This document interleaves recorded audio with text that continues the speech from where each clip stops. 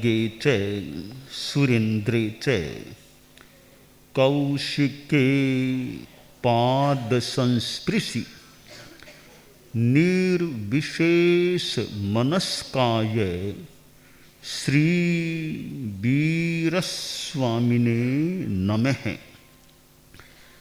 आर्हत वाङ्मय में कहा गया है, धम्मो मंगल मुक्तिठम अहिंसा संजमो तवो देवावि तं नमं संति जस्य धम्मे सयामणो। प्रस्तुत आगम वाणी में 3 बातें हैं, अहिंसा, संयम और तप। इन तीनों को हम आचार के संदर्भ में भी देख सकते हैं, दर्शन कर सकते हैं, विश्लेषित भी करने वाले कर सकते हैं। अहिंसा भी एक आचार का अंग है, संयम भी आचार है और तप भी आचार से जुड़ा हुआ है। क्योंकि जहाँ सम्यक दर्शन ज्ञान चारित्राणि मोक्ष मार्ग है कहा गया है, तो वहाँ हम तप को चारित्र के अंतर्गत ही ले लेते हैं। तो वो आगम की बात, नाणम च दंसनम च व चरितम च तवोतः, ये उमा स्वाति की बात, दर्शन ज्ञान चारित्र तीनों की संगति, सापेक्षता, विवक्षा को हम स्थापित या निरूपित कर सकते हैं। अहिंसा, संयम और तप ये आचार है। ऐसे ज्ञानाचार, दर्शनाचार, चारित्राचार, तप आचार, वीर्य आचार, ये पांचों पंचांगी आचार हो जाता है। ज्ञान भी एक आचार है, ज्ञानाचार, दर्शनाचार। आज का जो विषय है आचार्य भिक्षु की आचार निष्ठा, इस विषय में हम एक तो खासकर चारित्र को ही लें, आचार यानी चारित्र, उसको भी ले सकते हैं क्योंकि हमने ज्ञान को तो अलग से ले ही लिया, ज्ञान संपदा। तो यहाँ जो आचार निष्ठा है, इसमें हम उनके चारित्र या चारित्र संबंधी नियमों के प्रति जो उनकी निष्ठा, उसको मुख्यतया विवक्षित कर सकते हैं। साधु के लिए आचार एक बहुत बड़ा धन होता है। भगवान महावीर ने भी कितना आचार पाला होगा और फिर मोक्ष को प्राप्त हो गए, निर्वाण को प्राप्त हो गए। एक हमारे जो साधु साध्वियाँ और हैं, समणियाँ भी हैं, मैं चिंतन के लिए थोड़ी सामग्री दे देता हूँ, विचार चिंतन के लिए। कभी मुझे वापस उस बारे में वे बता भी सकते हैं, चिंतन के लिए सामग्री। कि निर्वाण शब्द है, एक महाप्रयाण शब्द है।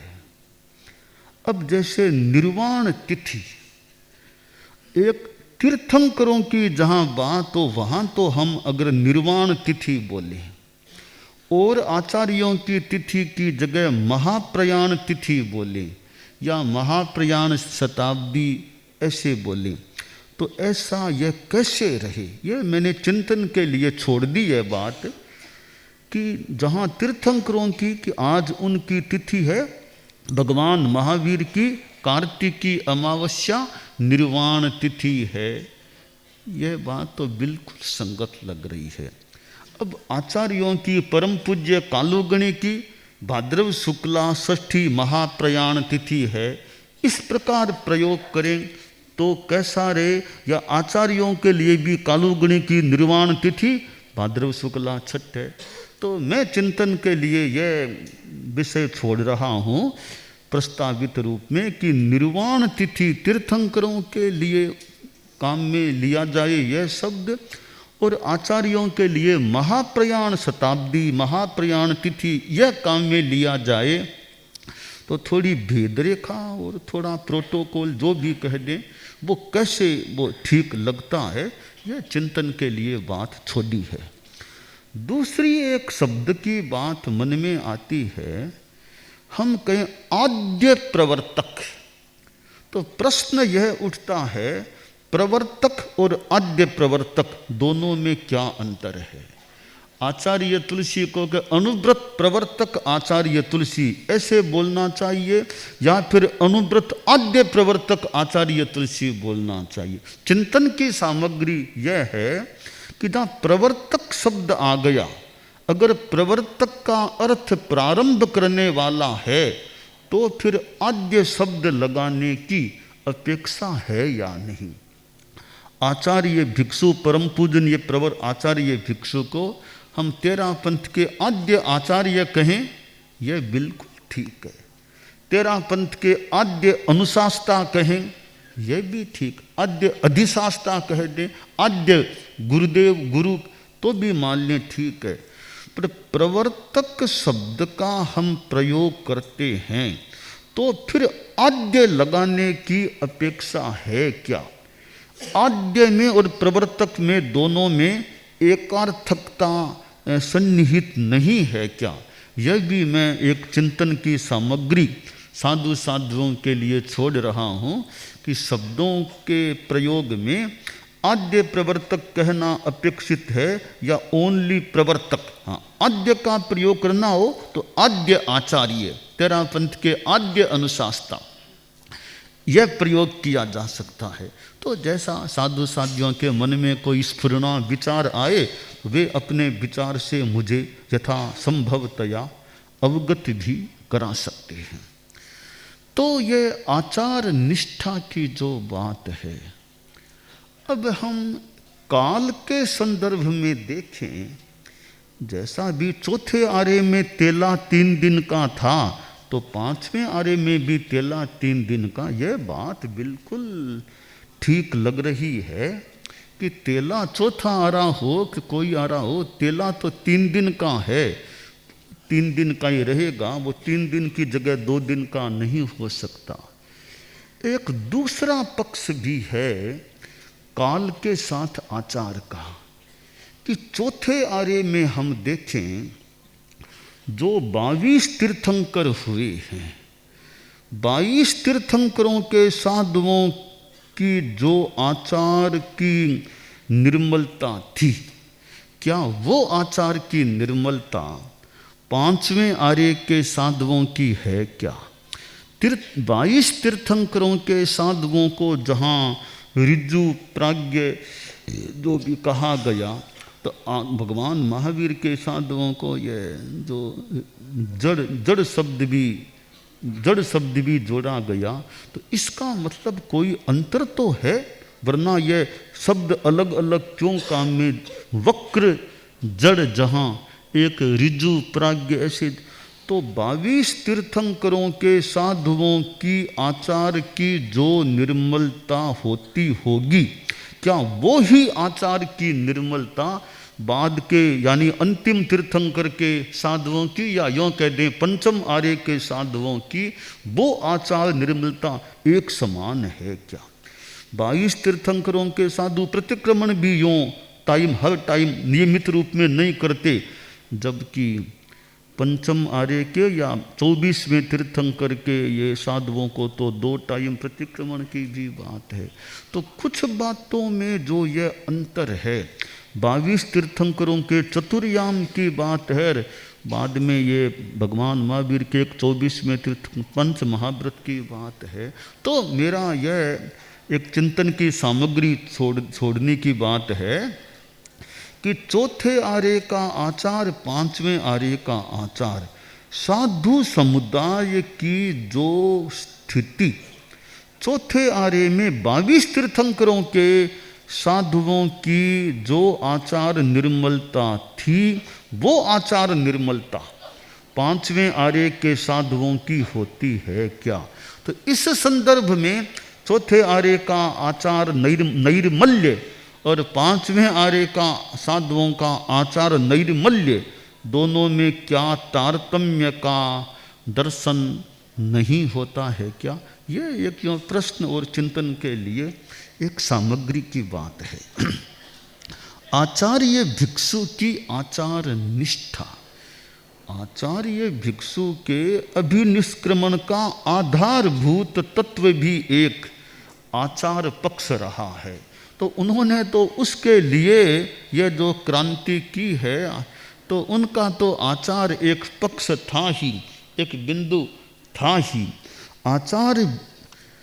आचार्य भिक्षु की आचार संपदा जो है, आचार निष्ठा है तभी आचार संपदा होगी। पर हमारे विषय की भाषा संभवतः आचार्य भिक्षु की आचार संपदा है, तो वो संपदा होती है तो साथ में हालांकि निष्ठा भी होती होगी, पर शब्द जो विषय का निर्धारित है, मेरे कान में आचार निष्ठा निष्ठा पड़ा होगा तो मैंने भी आचार निष्ठा कोई काम लिया, पर विषय जो है संभवतः वो आचार्य भिक्षु की आचार संपदा है।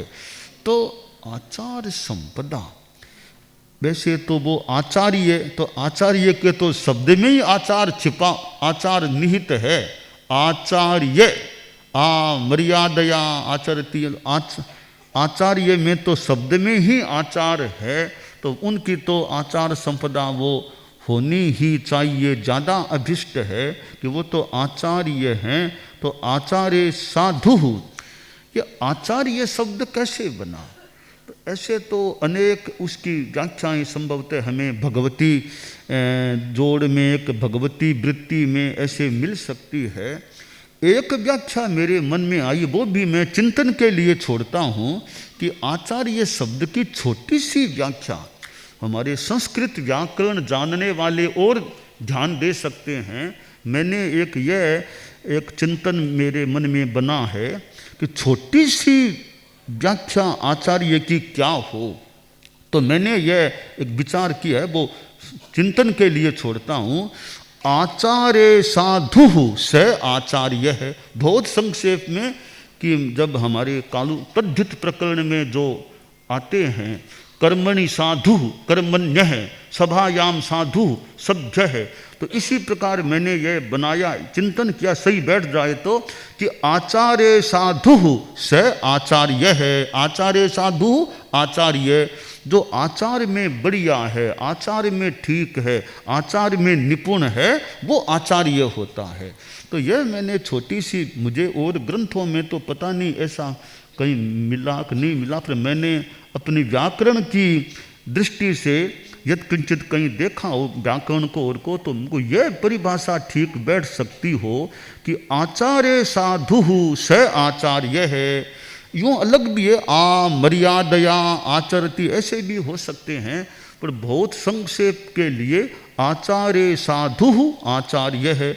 यह हमारे संस्कृत व्याकरण के जानकार हैं, वो भी ध्यान देकर मुझे बता सकते हैं कि यह ठीक व्याकरण की दृष्टि से बैठ सकेगा या नहीं बैठ सकेगा। तो यह भी चिंतन की सामग्री मैं छोड़ रहा हूँ।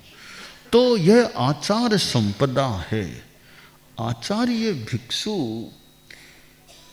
इतने यों आचार पक्ष के, आचार के यो मतलब पक्षधर वो रहे हैं, पर उनमें जो ज्ञानवत्ता थी, प्रबुद्धता थी, कि आचार की बातें हैं, अब साथ में प्रबुद्धता हो, वो श्रुत हो, चिंतनशीलता हो, प्रबुद्धता हो, वो बड़ी बात है। कि आचार के संदर्भ में भी कि यह ऐसा अपवाद, यह ऐसा, वो जैसा भी समय समय पर लगे, तो आचार संपदा के होने पर भी साथ में प्रबुद्धता भी हो। आचार्य भिक्षु ने किवाड़ खोल कर यों भिक्षा दे ले, वो उसको तो वैसे गलत माना, पर किवाड़िया खोलने की बात को उन्होंने अस्वीकार भी नहीं किया।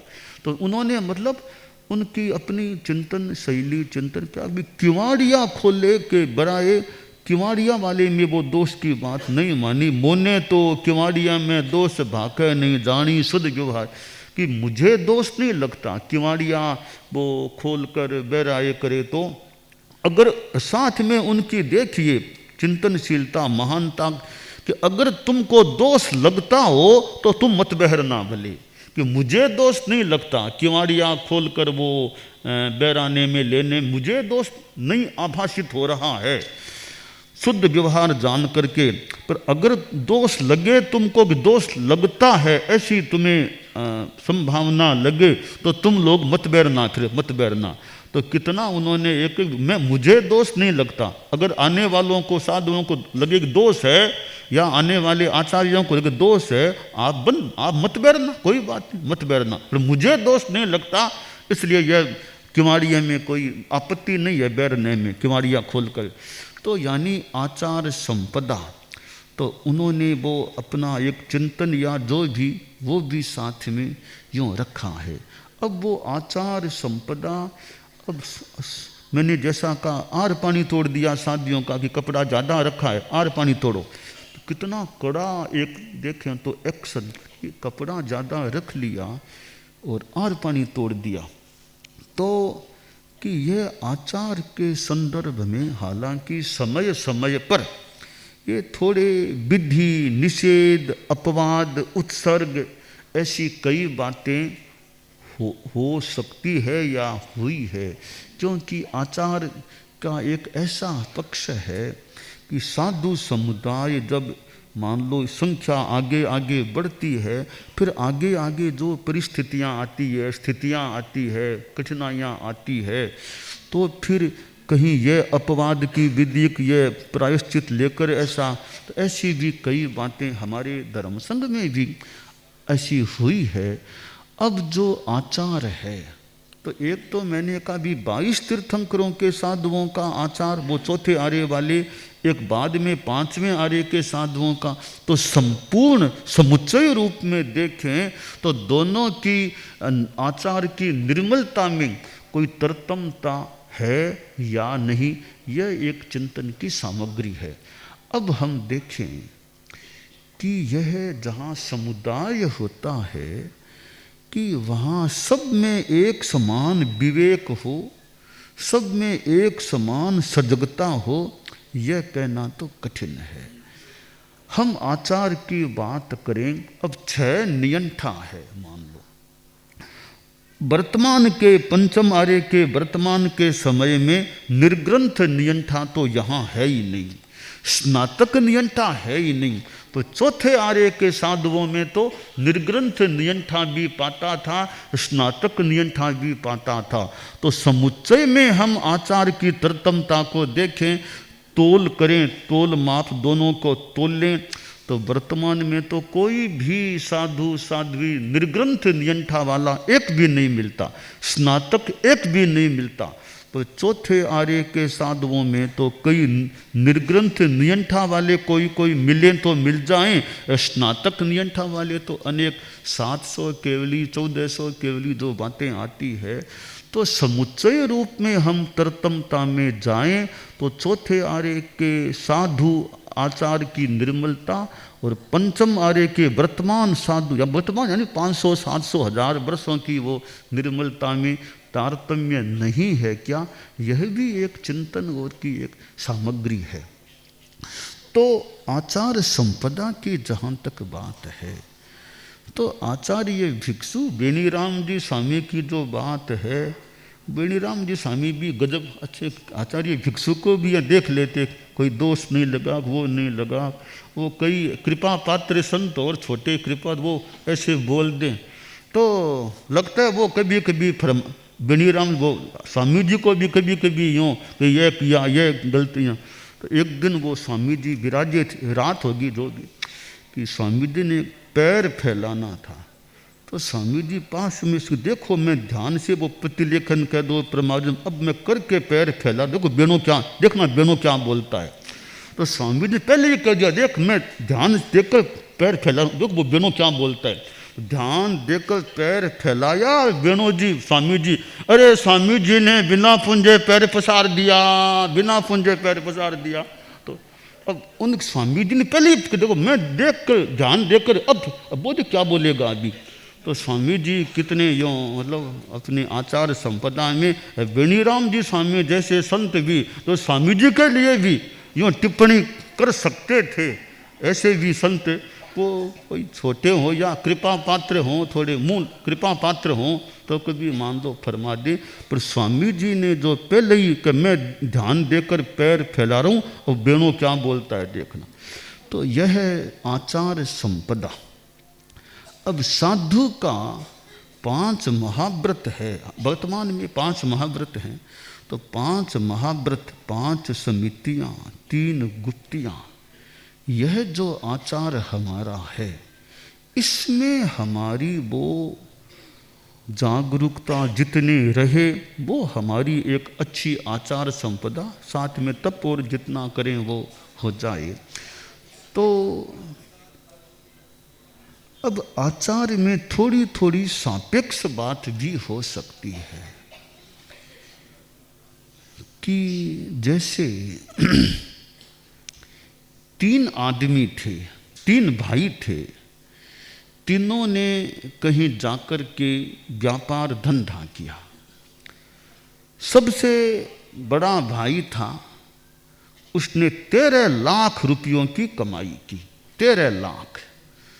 दूसरा बीच वाला भाई था, 13 करोड़ कमाए। छोटे वाला भाई सबसे छोटा, उसने भी 13 करोड़ कमाए। 13 लाख, 13 करोड़, फिर 13 करोड़। अब देखिए, तीनों ने प्रदेश जाकर कमाई की। छोटे वाला भाई, वो सबसे बड़ा जो भाई था, 13 लाख कमाए तो थोड़े बैंक में रख करके ब्याज आता गया, उस ब्याज से काम चला लिया। तो जब घर गया तब नेट 13 लाख के 13 लाख उसके पास पड़े रहे, कोई 1 रुपया भी कम नहीं हुआ, बराबर 13 लाख, कोई कम नहीं हुआ। ठीक है। अब जो बीच वाला भाई था उसने भी 13 करोड़ कमाए। जो कुछ खाना पीना था वो उन 13 करोड़ में से थोड़ा काम भी मान लो आया तो वापिस वो ब्याज और से रिकवरी कर ली। घर पहुंचा तब 13 करोड़ नेट कमाई उसके पास रह गई। अब जो यानी सबसे वो क्रम में ले लें, सबसे बड़े भाई ने तो वो 13 लाख, दूसरे ने 13 करोड़ कमाए। अब तीसरे ने भी 13 करोड़ कमाए थे। कमाई अच्छी की, तो साथ में थोड़ा खर्चीला आदमी था, कभी शौकीन था। आज वो ड्रेस खरीदो, आज सिनेमा जाओ, आज वहाँ जाओ, आज उस होटल में ठहरो। यूँ करते करते लगभग उसने 1 करोड़ रुपये यूँ खर्चा कर दिया। पीछे कितने बचे? 12 करोड़। अब वो घर पहुँचा तो 12 करोड़ की संपत्ति उसके पास थी। अब यहाँ एक चिंतन का विषय है कि जैसे श्रावक का आचार, साधु का आचार, कभी श्रावक का आचार पाले, अपना पूरा पालो, बहुत ही बढ़िया बात है, एकदम निष्ठा से जो नियम लिए पूरे पाले। अब जो सबसे बड़ा भाई उसके समान वह श्रावक है जिसने जितने थोड़े से नियम लिए, थोड़े उनको अच्छा जिंदगी भर अच्छा, जैसे रात में नहीं खाऊंगा, शराब नहीं पीऊंगा, अंडा मांस नहीं खाऊंगा, ये नियम लिए, जब से लिए जिंदगी भर अच्छी तरह पाले, कोई दोष नहीं लगाया। तो वो श्रावक, बड़े भाई के समान वो श्रावक का आचार है। अब जो बीच वाला भाई है वो उस एक साधु जिसने साधुपना लिया, बहुत जागरूक था, कोई ऐसे दोष और लगाना मोटा मुझे कोई दोष नहीं सेवन किया, अपना पूरा निर्मल साधुपना पाला। वो यानी साधुपना एकदम पूरी शुद्ध सुरक्षित संपत्ति रही। वो एक बीच वाले भाई के समान है। 13 करोड़ पूरा अच्छा घर पहुंचा तब 13 करोड़ था, 13 करोड़ रह गया। अब जो तीसरा भाई जिसके पास 12 करोड़ ही रहे वो उस साधु के समान है। तो थोड़ा प्रमादी साधु है जो कभी चलते समय बातें कर लेता है और कभी कपड़ा धोने में और में बहुत ज़्यादा समय लगाना, अनपेक्षित धोना करना, इसमें थोड़ी कभी विभूषा करना इसमें लगाता है, ज़्यादा नींद लेना, चितावना सीखना थोड़ा कम करता है, और भी थोड़ी समिति गुप्ती में थोड़ा कम जागरूक है, कई दोष लग जाते हैं। यूँ दोष लगने से उसके वो संपत्ति थोड़ी कम हुई और 12 करोड़ जितनी वो संपत्ति रह। अब यहाँ चिंतन का विषय है कि मान लो उस 3 नंबर वाले के मान लो थोड़े दोष लगे हैं दोष, पर श्रावक ने पूरा पाला, पर उसके पास जो संपत्ति है उसकी तुलना में उस 3 नंबर वाले की संपत्ति ज़्यादा है या श्रावक की संपत्ति ज़्यादा है। श्रावक ने पाला तो बढ़िया, पर क्या पाला, थोड़ा सा ही पाला, तो 13 लाख जितनी संपत्ति हो गई। इस साधु ने दोष लगे हैं, चलते बातें कर ली, एक धोना में ज़्यादा टाइम लगा दिया कि, और समिति गुप्ती में खामियां हो गई, प्रपले बना कभी छूट गई, छोड़ दी, लापरवाही कर दी, दोष लगे हैं, तो भी उसके पास चारित्र की संपत्ति तो है ना। तो उस श्रावक और इस साधु की तुलना करें तो भी कहाँ 12 करोड़ और कहाँ ओनली 13 लाख। तो दोष थोड़े लग गए हैं तो भी वो साधु की संपत्ति ज़्यादा माननी चाहिए या नहीं, यह मैं चिंतन के लिए, हमारे साधु साधियों के लिए एक प्रश्न के रूप में सामग्री छोड़ रहा हूँ।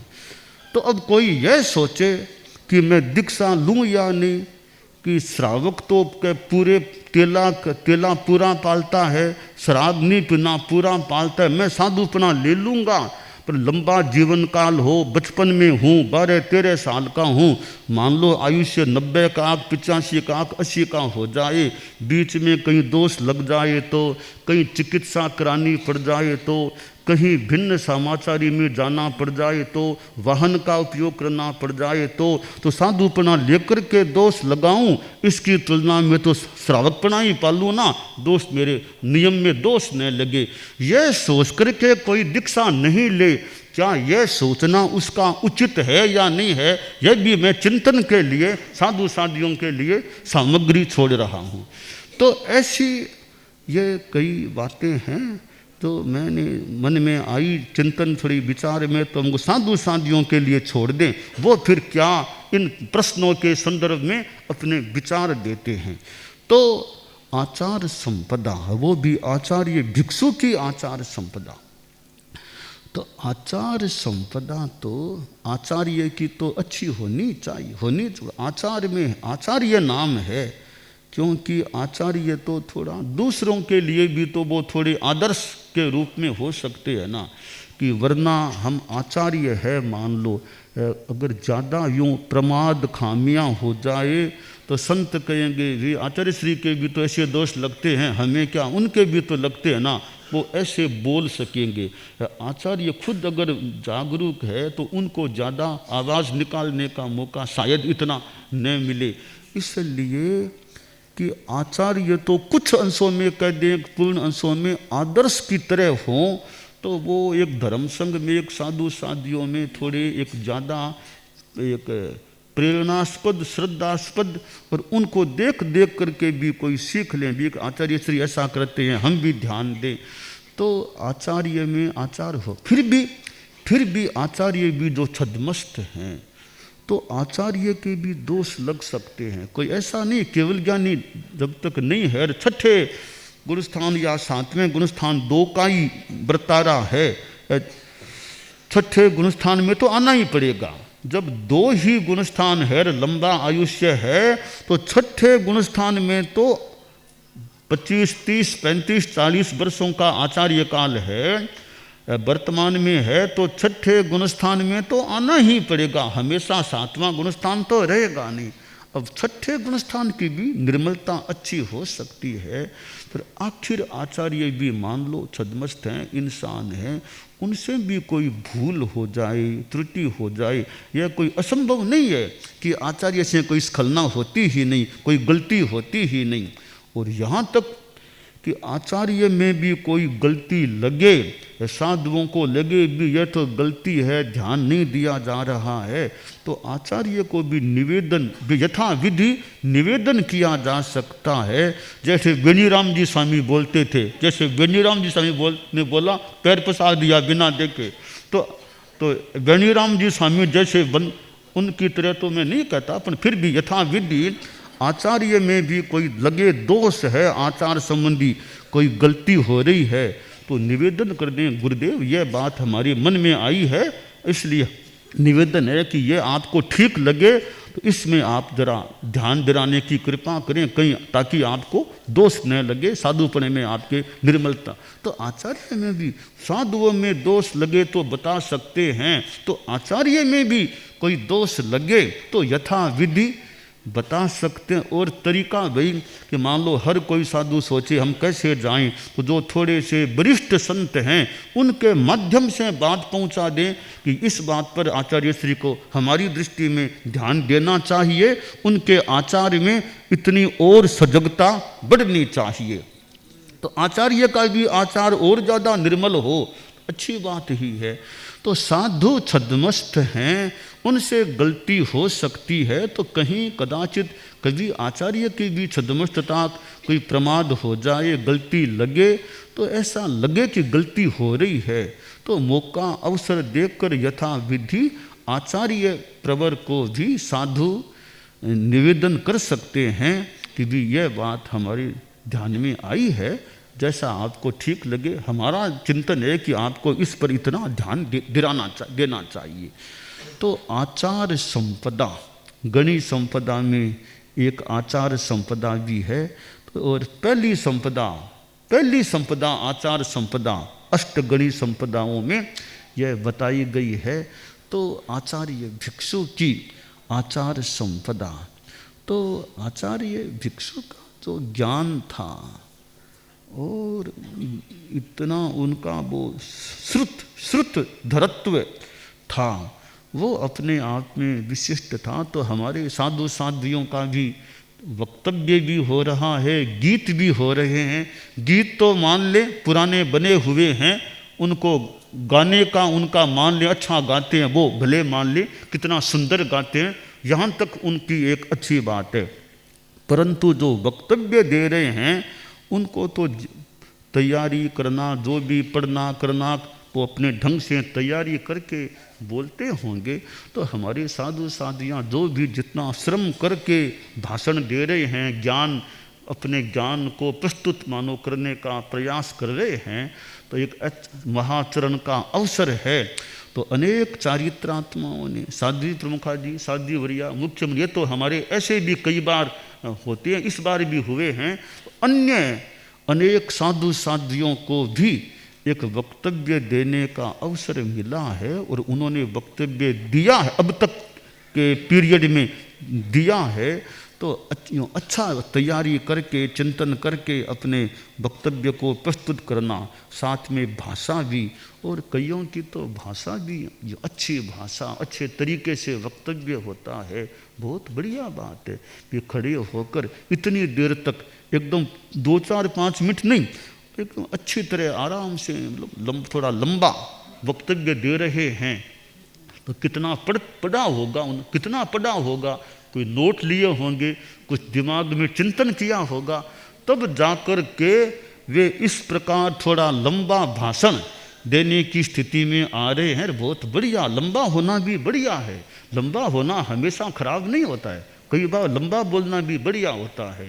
कि भी सीमित वक्ता हैं, वहाँ उनको लक्ष्य विषय दिया गया है कि इस पर बोलना, निवेदन किया गया, निर्देश दिया गया, इंगित दिया गया, उस हिसाब से वे तैयारी करके अपना एक वक्ता के रूप में अपना जो भाषण देते हैं, वक्ता वक्त्री के रूप में भाषण देते हैं, तो वो अच्छी बात है। कितना श्रम करते होंगे, पढ़ते होंगे, नोट्स तैयार करते होंगे, किसी से कोई परामर्श भी लेते हों तो लेते हो सकते हैं, फिर अपना जो भाषण देते हैं, इतनी परिषद में हमारे इतनी उपस्थिति हमारी चारित्रात्माओं की, समणियों की, इस बीच में अपना वक्तव्य देते हैं, तो बहुत अच्छी बात है कि उनकी तैयारी के साथ उनका जो ये भाषण हो रहे हैं, तो ये जो महाचरण का उपक्रम है, इसमें कितनों का योगदान है हमारे चारित्रात्माओं में, कि वो समणी वृंद भी जुड़ा हुआ है।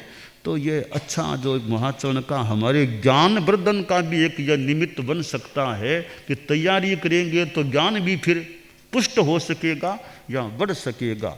तो आचार्य भिक्षु की ये आचार संपदा, हमने तो भिक्षु स्वामी को तो साक्षात देखा तो याद नहीं है, और साक्षात देखने की बात है।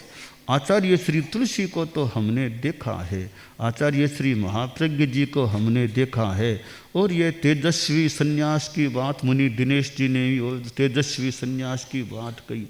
तो तेजस्वी संन्यास की जो बात है, इसमें एक तो आदमी की खुद की वो एक निष्ठा जाग जाए, लक्ष्य बन जाए कि मुझे ध्यान रखना है। मन पर भी संयम रखना होता है, इंद्रियों का भी संयम रखना हो, अपने आचार के प्रति जागरूकता हो कि 5 महाव्रत हैं, उसके प्रति छोटी छोटी बात में जागरूकता हम रखें कि कहीं मेरे वाणी में और में, कहीं व्यवहार में, चिंतन मन वचन काय मेरे दोष न लग जाए। तो अब छोटी छोटी बात पर ध्यान दें, अपना संयम निग्रह, इंद्रियों का मन का निग्रह करें। तो हमारे संन्यास में तेजस्विता, आचार्य भिक्षु के संन्यास की जो बात आचार्य श्री महाप्रज्ञ जी ने कही है, तो आचार्य भिक्षु में कितनी एक संन्यास साधुपन के प्रति वो भाव रहा होगा, उनकी निष्ठा। और वो पूरी बात सही है कि नहीं, वो तो मैं नहीं कहता, मन में विचार ऐसा सा कि भावितात्मा अणगार, आचार्य भिक्षु तो मानो कोई भावितात्मा अणगार जैसे अणगार हो, ऐसी बात मन में पक्का तो कहना थोड़ा मुश्किल है, पर जो उनका हम पढ़ते हैं, समझते हैं, जो उनका ज्ञान है, जो शास्त्र की बात है कि जिसकी माँ सिंह का सपना देखती है, जिसकी माँ सिंह का सपना अच्छा वो बढ़िया जो सपना देखती है, वो जातक, वो बेटा या तो वो ऐसे राजा वो, या फिर वो भावितात्मा अणगार बन सकता है।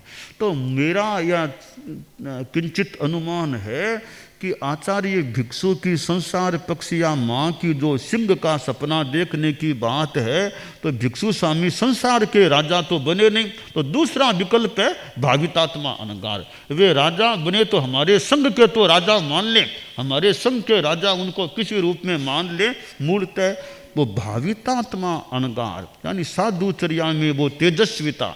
तो ज्ञान भी साधुचर्या भी, तो एक मानो भावितात्मा अणगार के रूप में आचार्य भिक्षु को कहीं मेरी भूल न हो तो देखा जा सकता है। तो ऐसी आचार संपदा वाले आचार्य भिक्षु, और ये कंटालिया गांव जहाँ अभी हमारा प्रवास हो रहा है, और महाचरण का यह आयोजन भी अभी चल रहा है, तो इतने हमारे साधु साधियाँ समणियाँ और श्रावक श्राविकाएँ और भी कोई लोग हों तो हो सकते हैं। तो हम सब बैठ रहे हैं, चर्चा परिचर्चा भाषण गीत ऐसे हो रहे हैं। तो जो वक्ता हमारे बोलने वाले हैं, गायक भी आखिर गाते हैं, तो फिर कुछ रिहर्सल तैयारी भी कोई हो सकते है करते होंगे, तो फिर भी गीत तो रचे हुए पुराने हैं, गाने का कंठ अलग है, थोड़ा देख लिया है, अच्छा संगान हो सकता है। पर वक्तव्य जो दिया जा रहा है उसमें भी किताबों में लिखी हुई बातें हैं, उनको कई किताबों को देखना, एक किताब को देखना, अपने नोट्स तैयार करना हो, दिमाग में जमाना हो, फिर खड़े खड़े इतनी देर बोलना, भाषण देना।